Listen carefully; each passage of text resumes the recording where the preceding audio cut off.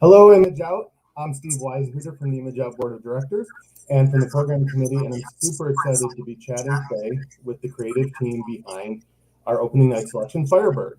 And so I'd like to welcome Tom Pryor and Peeter Rebane. They're the screenwriters, and Peter's the director, and Tom is the lead actor from the movie Firebird. And thank you guys so much for joining us today. Thanks a lot for having us. Thank you. Absolutely. And thank you for sharing this story and this film with us. Our audience absolutely went nuts for it. It was a really beautiful film, really well made. So I'm really excited to hear a little bit more about the creative process behind it. So again, thank you for sharing it with us.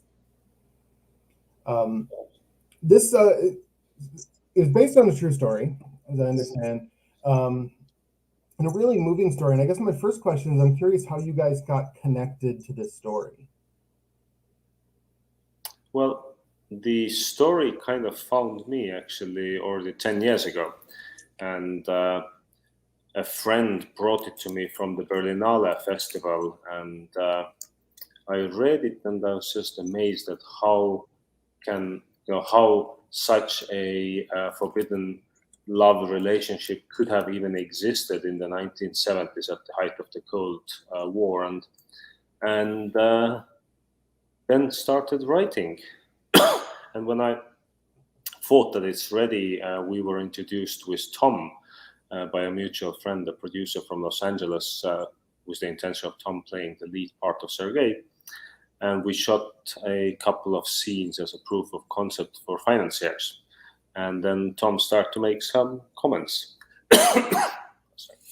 Yeah, when we got to the point of shooting the teaser, I just sort of made a few sort of suggestions on how like dialogues might be improved a little bit. We could make it sound a little bit more like the way people speak, which is honestly like one of the hardest things in writing anything really, like particularly with screenplays.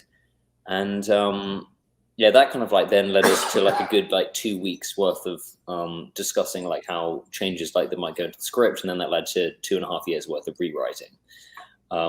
And that was a really incredible journey of doing lots of research into the era, looking back at Sergei's original memoir, because it is based on his memoirs from the time that he served in the Air Force Base, and then really putting in the sort of sociological context and the political context. And yeah, then that led us to basically go and meet the real Sergei in Russia as well. So we actually got to go and meet him in Moscow, and it was really, really like amazing to be able to go and meet the person that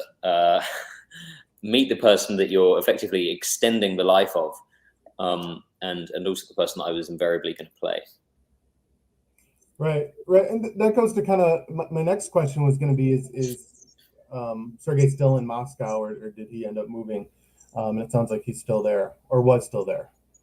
Yeah, I mean, he passed away in 2017, and he actually lived about 3 hours outside of Moscow, in a city called Oriel, and actually that's where he lived like the majority of his life. And yeah, we actually met him in Moscow and interviewed him for several days, and had some like dinners together, and just really kind of got to know him as a character, as a person, and that really helped inform me for the performance, but also a lot of the kind of nuances, like things like, you know, what music they would listen to, and how the kind of like the sort of like the more domestic side of stuff in the Air Force Base, because we'd done a lot of research into speaking to actual Air Force Base commanders and actually people that were serving in the Soviet conscription and everything at the time. And so it was kind of like this sort of like full circle roundedness of really then getting to bring it back to his story. Yeah, that was one of the things that I think struck a lot of people in our audience, at least here in the United States. Maybe it's different in Europe, but we don't see a lot of stories behind the Iron Curtain. You know, if we see a Soviet story, it's a spy story or something like that. So seeing kind of the everyday life of those soldiers and what it was like, even after Sergei left the military, was really, I thought, very interesting. And I think a lot of people in our audience picked up on that as well. Cool. To do a movie like this, obviously you had to recreate that era. I'm curious how you went about, I mean, you have fighter jets in this movie, you have 1980s Soviet era era military bases in this movie. I'm curious how you went about recreating that and making, this period piece essentially come alive for the audience.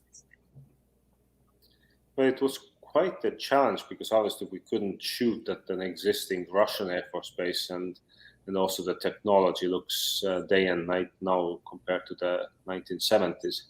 So we had to recreate really all of the settings as a period piece, and for that we shot, I think, at 46 different locations in Estonia. We really looked for this last remaining bits of the Soviet occupation and Soviet military. So we actually found the real airplane hangars at one airfield. We found the real Soviet border guards barracks, which we fixed up to shoot the barrack scenes, and really with a lot of planning and kind of since we obviously didn't have a big budget as an independent production.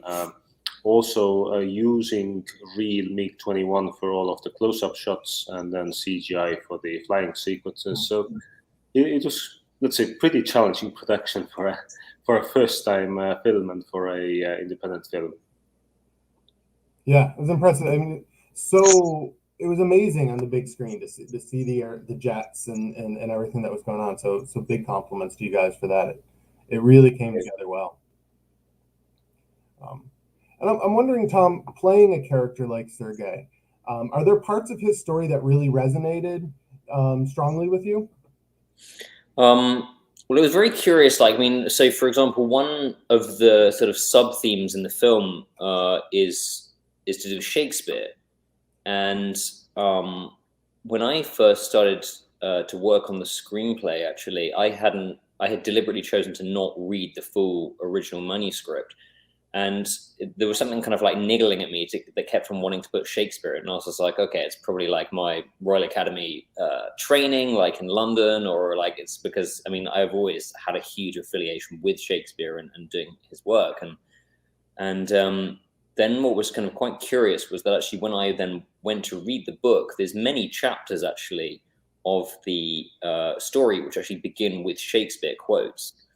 And then that kind of really led me to sort of doing more research into what Shakespeare was, how it was being received, or if it was being performed in the Soviet Union during this time. And in 1963, they had like 300 different productions of Shakespeare going on in the Soviet Union, which was like fascinating to me to know that it was even going on.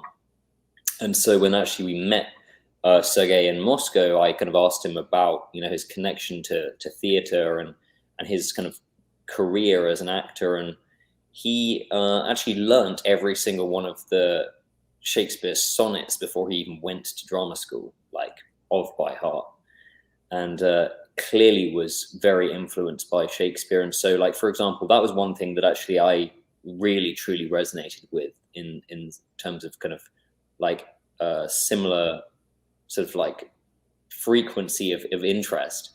And then really a lot of the time of actually getting to know him was really about experiencing who he was as a person.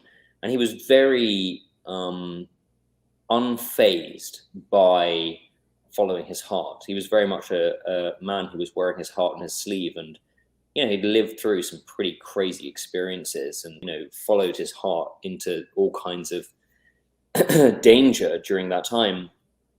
And that was something that personally for me in my life as well, I really love to be an example of.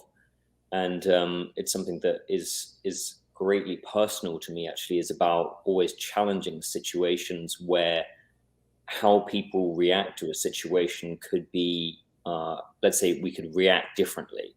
Like we could be the greater change, we could be the greater example of demonstrating behaviors, which is a more loving and compassionate place to be, rather than,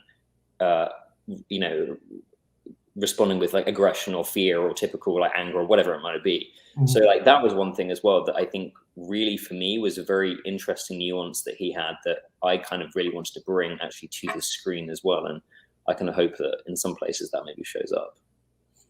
Yeah, it's remarkable to hear you talk about him being unfazed by that, because even as the audience, I was fazed. You know what I mean? Like the fear that maybe he should have had, I felt it in the audience, and I think everybody did. So you did a fantastic job bringing that alive, for sure. Even just the courage to spend the night in the officers' quarters, to, you know, that first kiss in the woods. Everything about that had to have taken a lot more courage than maybe we're used to in 2021. So that came through really nicely. And obviously, you did all of this with a Russian accent. It was interesting getting to that place.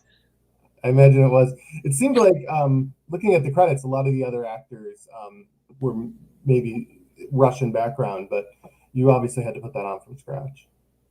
Yeah, we actually had like a really amazing dialect coach, Catherine Charlton. She's got a pretty incredible CV, and we actually engaged her to work with like myself and with Oleg and Diana and Jake as well, and Nicholas. So the British background of the cast basically got taken more towards the Russian sounds, and then the Russian and Ukrainian actors and the Estonian actors as well, who are in the more supporting parts of the film, all kind of got taken a little bit more towards English sounding, so that the sort of Soviet Union sound kind of was there, because it was such a mixed dialect of people anyway, from all kinds of different parts all over this, because the Soviet Union was so huge.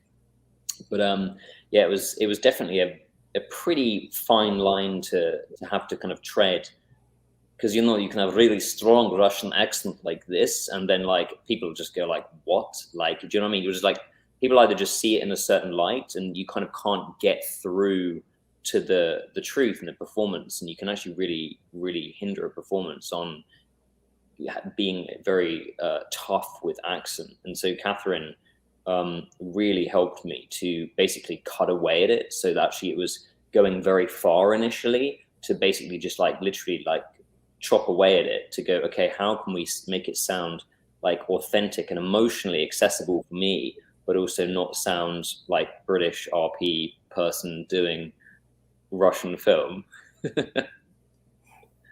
Right. It definitely came through. Yeah. And even, I was thinking about the character of Roman, and I don't know how real that character is. Maybe that's something you guys can tell us, but he was very courageous as well in his own way, and obviously his story took a very different turn. Was that relationship, I imagine, was real? Did you take a lot of that directly from his real story, or was that some of that kind of created for the film? It was it was very true to the original story. I think we took great care to present their story as close to the true story as possible. In like the opening and for example the ending letter of Roman to Sergei is translated 3 times by 3 different people, to really be sure that the meaning of every word is there in the right light. But at the same time, we took, I think, a bit of dramatic license with the context, since obviously Sergei wrote the autobiography when he was already 20-something years later. And you always look, I think, back with a certain filter, and you maybe see some things as more beautiful, and don't always want to even recount the ugly bits.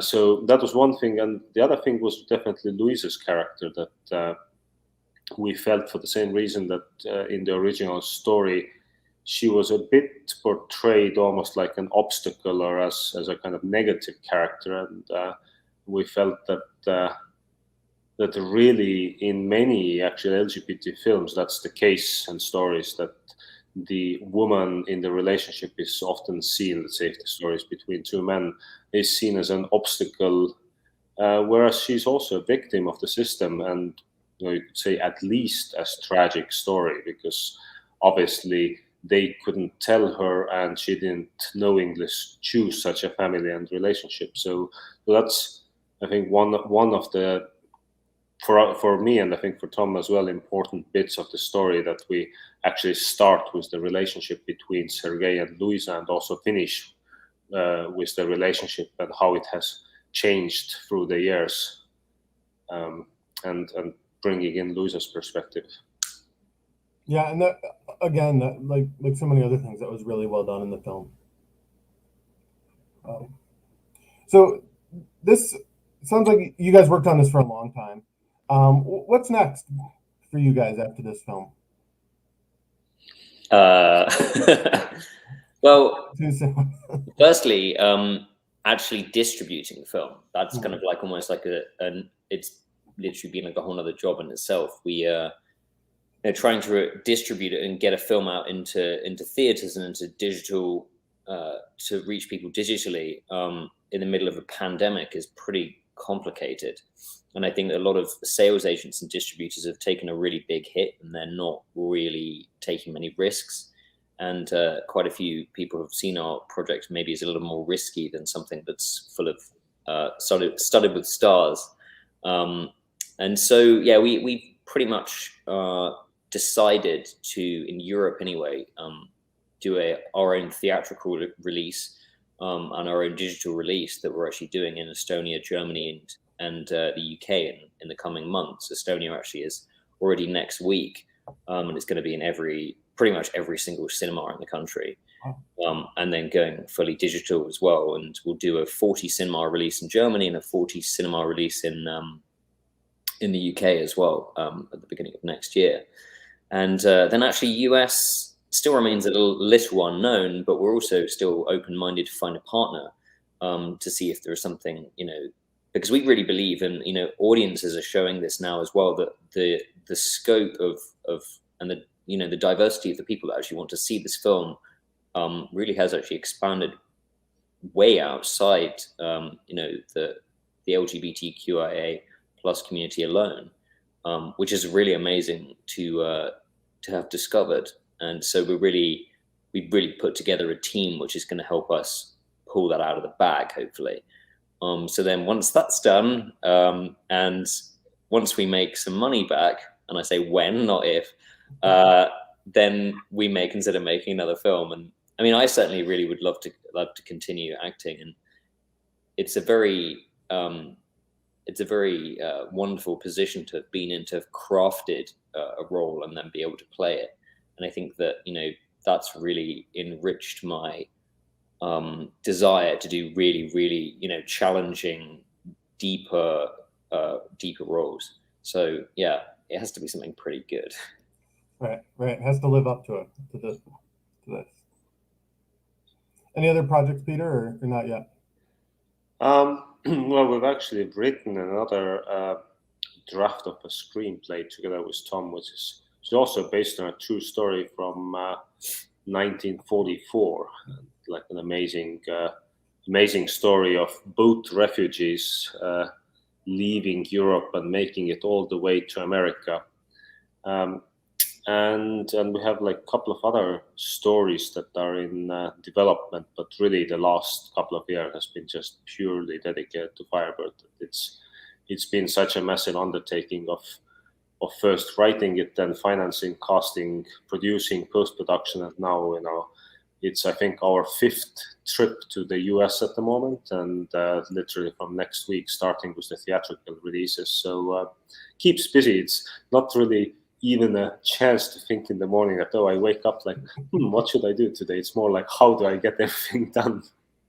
Yeah, that's really, really been the case. Like it's very much all inclusive, unescapable. Every time I've tried to leave this project, I've kind of been clawed back in, and you may see that like there's a few other things that I did in the film that are in the credits, but it's been such an amazing journey of